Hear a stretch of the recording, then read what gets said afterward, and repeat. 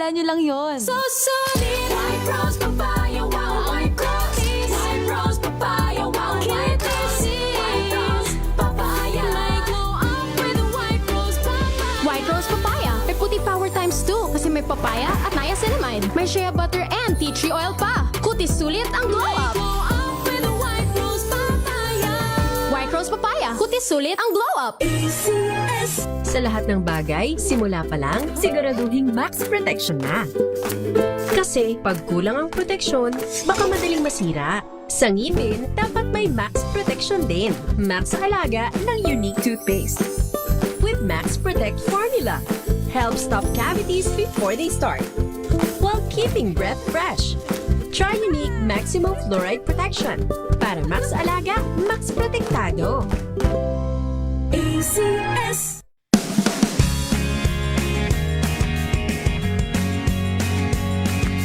Now we are unboxing MX Sweet Coffee.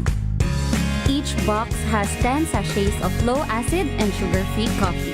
You can have it hot or cold. Bring it with you anytime, anywhere. Shop at Lazada, Shopee, and in leading drugstores nationwide.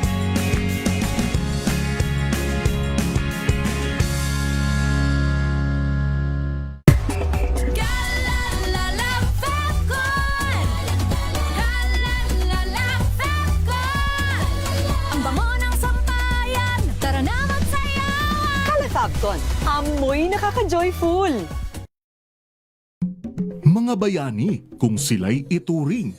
Dahil sa kanila, kaya tayo may kinakain sa bawat araw. Pero nakalulungkot isipin na madalas ang kanilang buhay isang kahig, isang tuka lamang. Kaya puspusan ang pamahalaan para sagipin ang ating mga magsasaka at mangingisda bilang pagkilala sa kanilang kontribusyon sa lipunan at para na rin sa isang mayabong at pangmatagalang agrikultura.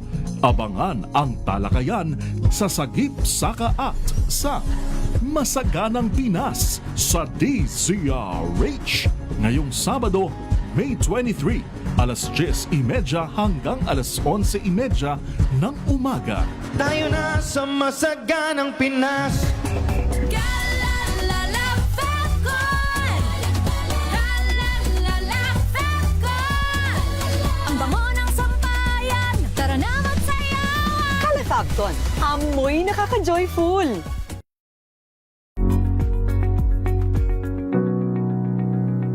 This portion is brought to you by ACS Manufacturing Corporation, ISO certified, maker of world-class quality Pride detergent. Isa ka ba sa mga estudyante na mahilig magbabad sa gadgets? Yung tipong nagpupuyat para lang makapaglaro o makapag-browse sa social media? Kung oo ang sagot mo, alam mo ba na lumabas sa isang pag-aaral na hindi lang pala delikado ang pagpupuyat sa ating kalusugan, kundi pati na rin sa ating academic performance. Ang isang adult ay mayroong recommended na 7 hanggang 9 na oras na tulog kada araw. Ngunit sa dami ng gawain, mahabang commute at simpleng pagtambay sa social media, maraming mag-aaral ang nakakaranas ng irregular at kulang na tulog. Sa pag-aaral ng lead researcher na si David Creswell, isang DTH2 professor in psychology and neuroscience, sinilip nito ang ugnayan ng sapat na tulog sa GPA o grade point average ng isang mag-aaral. Gamit ang sleep trackers, natuklasan na umaabot lamang sa 6.5 hours ang average na tulog ng nasa 600 freshman students. Napag-alaman din na ang tuloy-tuloy na pagtulog na mas mababa sa 6 na oras ay may katumbas na 0.07 na pagbaba sa GPA sa katapusan ng school term. At kahit pa sinubukang bawasan ng academic load o magsingit ng tulog sa tanghali, naobserbahan pa rin ang patuloy na pagbaba ng kanilang marka dahil sa kakulangan ng tulog sa gabi. At kahit daw magpuyat kakaaral, posible pa rin itong makaapekto sa learning capacity ng tao kung hindi naman ito matutumbasan ng sapat na tulog. Kaya mungkahi ng kanilang pag-aaral, dapat sa mismong eskwela magkaroon ng maayos na restructuring at interventions para mapangalagaan ng mga mag-aaral ang kanilang sleep quality. This portion is brought to you by ACS Manufacturing Corporation, ISO certified, maker of world-class quality Pride detergent. The 8th KBP Golden Dove Awardee Best Public ng Public Service. Si May Binauhan. Ang programang naging panatana ang pagsuporta sa lahat ng Pilipino saan man sa mundo sa napakaraming taon. Ang programang nakatatak na sa bawat isip at puso ng Pilipino. DZRH Operation Tulong. Kasama ang Wonder Woman ng lahat, si Miss May Binauhan, ang tulungang may kasamang balitaan. Live sa DZRH Radio, DZRH TV at online DZRH Operation Tulong.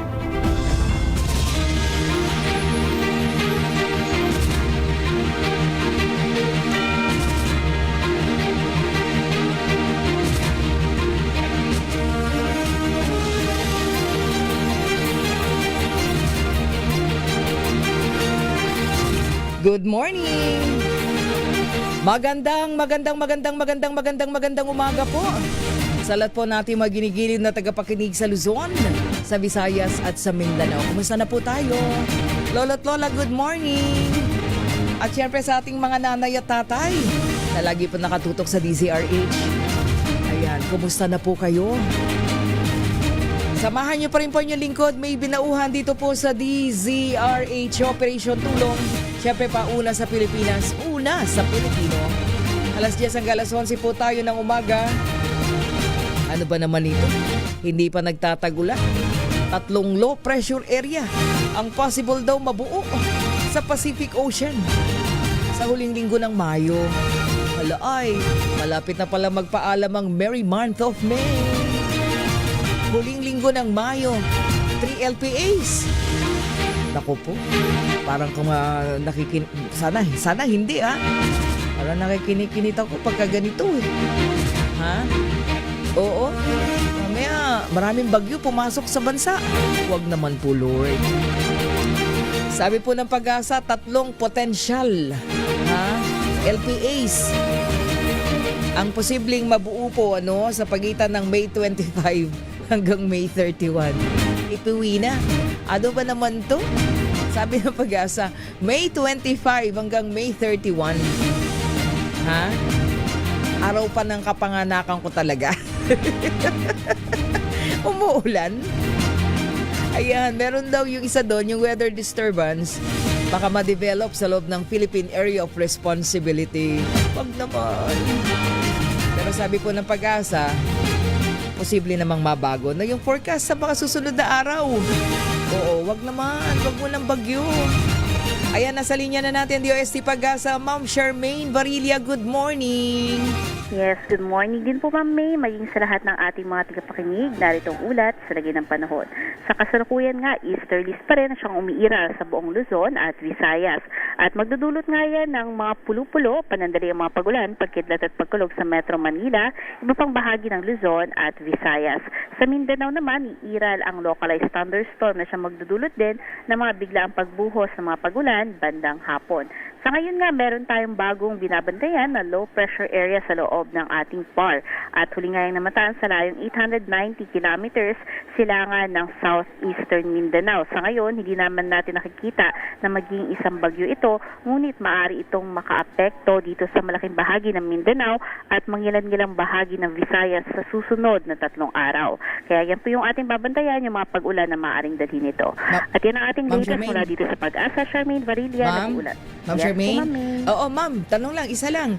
Ito bang ganitong mga nag-aabang-abang umaali-aligid ng mga LPAs, indikasyon na tayo'y magta-transition na ng weather at magtatag-ulan na? At yan ba ay possible na abutin pa rin ng buwan ng Hunyo, yung offset ng tag-ulan? Yes po Ma'am May, base po sa ating mga climatologies ay posible na nga ng within this last week ng May ay magkaroon na tayo, as early as May 26, magkakaroon na tayo ng posibleng pag-start ng habagat. However, sa ngayon, yung mga monitoring stations pa rin po natin ay wala pa namang mga senyales katulad nga ng change into southwest monsoon. So, posible pa na maaari pang umabot up to first week ng June yung ating habagat. Oh, naku. Pagka naririnig-rinig natin, Ma'am Charmaine, yung habagat, naku, dapat mag-ready-ready na. Yung ating mga tawag ito, mga daluyan ng tubig, Yes po, Grabe. tama po kayo. Naku po. Parang pag sinabi mo kasing habagat, ang ulan yan, di po ba? Minsan ang habagat may dalang siyam-siyam na ulan di po ba? Yes po, so yun po yung tuloy-tuloy na mga paulan na maaring madulot ng malalang epekto or malalang mga pagbaha at pagguho ng lupa po sa ating kapuluan. Yung bang papasok na tag-ulan natin na meron na kayong forecast na might be baka mas maraming bagyo yung pumasok sa PAR, Ma'am Charmaine? So far po, ang nakikita natin, wala pa namang latest na pagbabago. And by May to June, 1 to 2 tropical cyclones pa rin po yung expected po natin. Okay, maraming salamat, Ma'am Charmaine. Okay po, thank you. Maraming salamat, Ma'am Charmaine Barilla mula po sa DOST Pag-asa. So may mga pag-ulan dahil po sa easterlies at yan po ay mararanasan sa ilang bahagi pa rin po ng ating bansa. Mga kaibigan, tuloy-tuloy na po tayo. Meron po tayong diretso na nga tayo para nang sa ganun na tayo po ay magkadami ng ating matulungan. Meron po tayong pasasalamat sapagkat yung ating pong pasyente, natatandaan niyo po. Kahapon ito, kahapon, si baby Adolfo Alisa. Oo. Hindi, ito yung nakaraan. 'Di ba? So si baby Adolfo Alisa, siya po si baby 30. Sabi po ng kanyang ina na si Ate Lizelle Alisa, yung pong 1-year-old na meron pong congenital heart disease na sinasabi nga ni, tama ba kay baby 30? Na yun palang hindi natuloy na open heart surgery ay base na rin pala sa kanyang anong tawag nito? Pakiusap ba? Nanay mismo nagsabi na sa bagay kasi nga, siguro yung idea ng nanay ipiwi na, hindi pwedeng operahan hanggat hindi nalilikom yung kinakailangang halaga, na mabigay muna bago yung open heart surgery. Oo. Si nanay mismo, si nanay Lizelle, si Ate Lizelle Alisa mismo na wag ituloy kasi yung pera nila ay 1 million yung kailangan. So dapat 70% or 80% meron na silang hawak. Anyway, so meron po tayo, of course, yung pasalamatan natin dito para kay baby Adolfo Alisa or si baby 30